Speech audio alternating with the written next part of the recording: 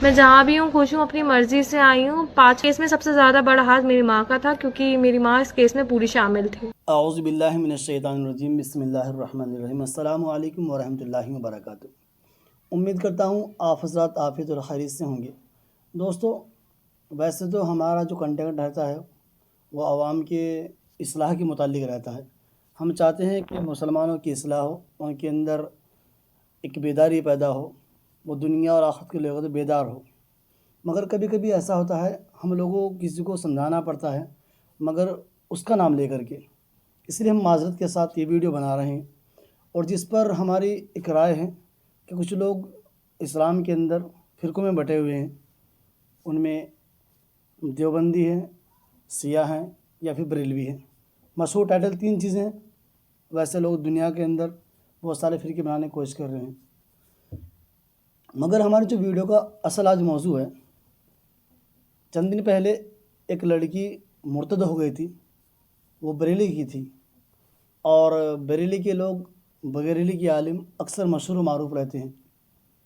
वजह कि वो कहीं ना कुछ अजब एक्टिविटी करते रहते हैं। तो बहरहाल इस वीडियो के अंदर एक आलिम ने, एक मौलाना ने चंद दिन पहले एक बात कही थी। वो ज़रा मैं आपको सुना देता हूँ, फिर उसके बाद हम वीडियो में ज़रा तबसरा करते हैं कि आखिरकार उस वीडियो की क्या हकीकत है। और जिस तरीके से उन लोगों ने कहा था मैं ऐसा नहीं फिर वैसा हूँ, और हमारे देवबंदी नहीं बनेंगे, और हमारे जमाती वाले नहीं बनेंगे, और तबलीग वाले नहीं बनेंगे, हम वहाबी नहीं बनेंगे, हिंदू बनने के लिए तैयार है। तो दोस्तों, इस वीडियो को हम थोड़ा जायज़ा लेते हैं सबूत के तहत कि उस बंदे ने, उस मौलाना ने वो बात कही थी। ज़रा सुनिए। मैं हिंदू तो हूँ, वहाबी नहीं। किया है खुदा के यहाँ, मैं बागी नहीं हूँ। मैं हिंदू तो हूँ, वहाबी नहीं। तो बहरहाल आपने वीडियो देखी और आप समझ गए होंगे कि किस तरीके से ये बंदा उलेमा देवबंद से और देवबंदी उम्मत से किस तरीके से नफ़रत करता है। सही मायने के अंदर अगर देवबंद का नाम रोशन करने की बात की जाए, यूपी के अंदर एक शहर जिसका नाम सहारनपुर, और सहारनपुर का एक कस्बा है जिसका नाम है देवबंद। दरअसल दारुल उलूम देवबंद, वहाँ पर उलेमा देवबंद का ये एक मशहूर मारूफ मदरसा है, और जिसकी वजह से लोगों ने उसको फेमस कर दिया कि ये लोग देवबंदी है, क्योंकि वो मदरसा देवबंद के अंदर वाक़ है। इस बात से ताल्लुक़ नहीं रखता है। बहरहाल अक़ीदे की बात कर लेते हैं, तो अक़ीदे के अंदर उनकी थोड़े बहुत तो डिफरेंस रहते हैं, लेकिन बहरहाल वो गैरों से और दूसरे लोगों से तो कहीं बेहतर है ये।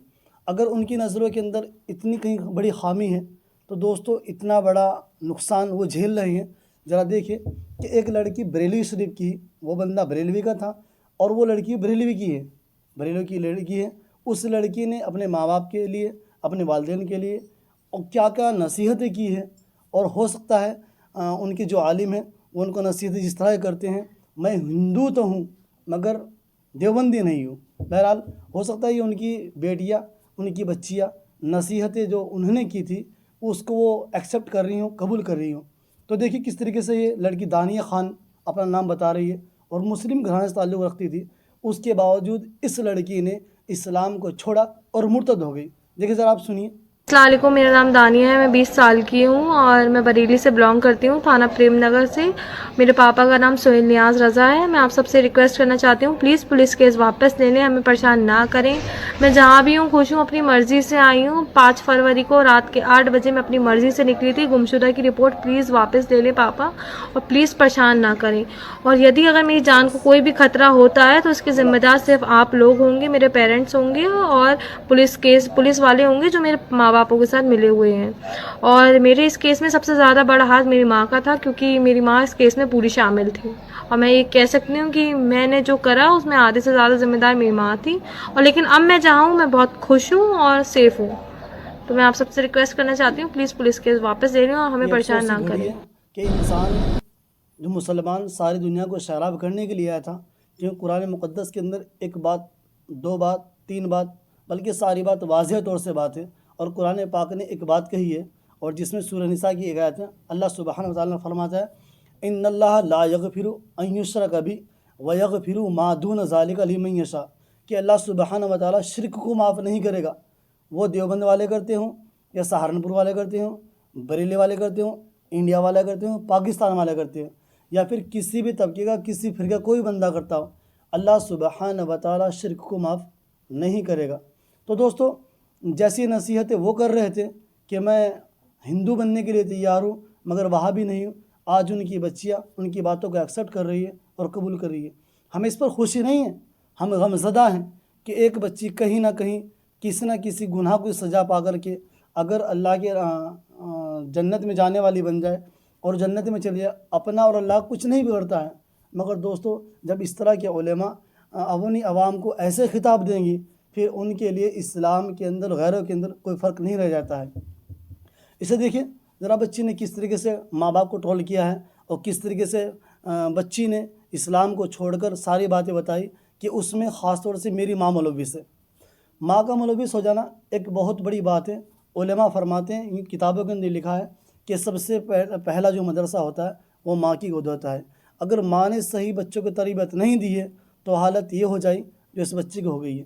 اس لیے دوستو میری آپ سے التماس ہے کہ اپنی بچوں کو چاہے وہ بریلوی والے ہوں یا پھر دیوبند والے ہوں وہ جس بھی طبقے کا ہو، مگر یاد رہے شرک سے بچانا، برائیوں سے بچانا، کفر سے بچانا ہمارے بچوں کے لیے آج کے دور کے اندر بے حد ضروری ہو گیا ہے۔ اس لیے اپنے گھروں کے اندر اسلامی تعلیم دیجیے، بت پرستی سے، جہالت سے، بدعت سے، شرک سے ان بچوں کو اپنے بچائیے، ورنہ ایسا ہوگا قیامت کے دن آپ کا یہ گریبان پکڑ لیں گے۔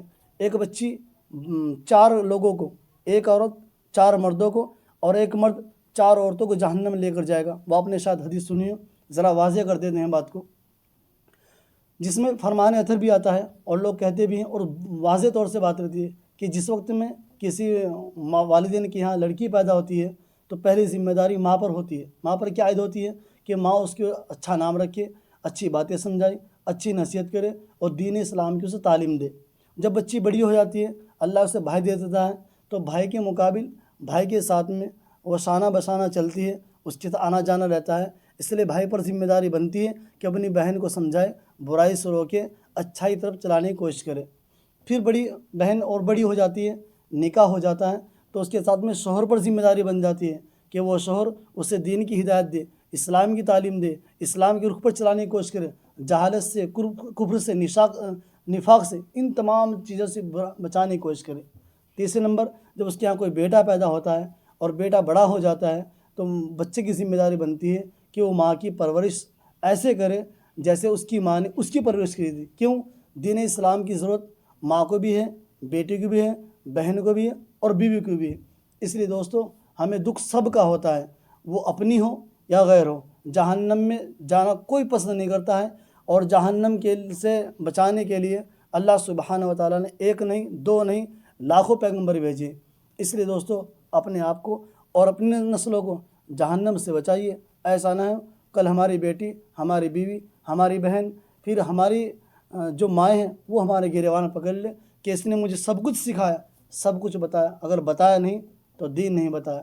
تو دوستو ہماری چھوٹی سی نصیحت تھی، ہماری چھوٹی سی کوشش تھی تاکہ ہر بہن، ہر بھائی مرتد ہونے سے بچے۔ دنیا عارضی ہے، ختم ہو جانے والی ہے، ایک دن آئے گا اور سب دنیا سے منتقل ہو گئے، لوگ بڑے بڑے بادشاہ چلے گئے، لیکن کیا لے کر گئے؟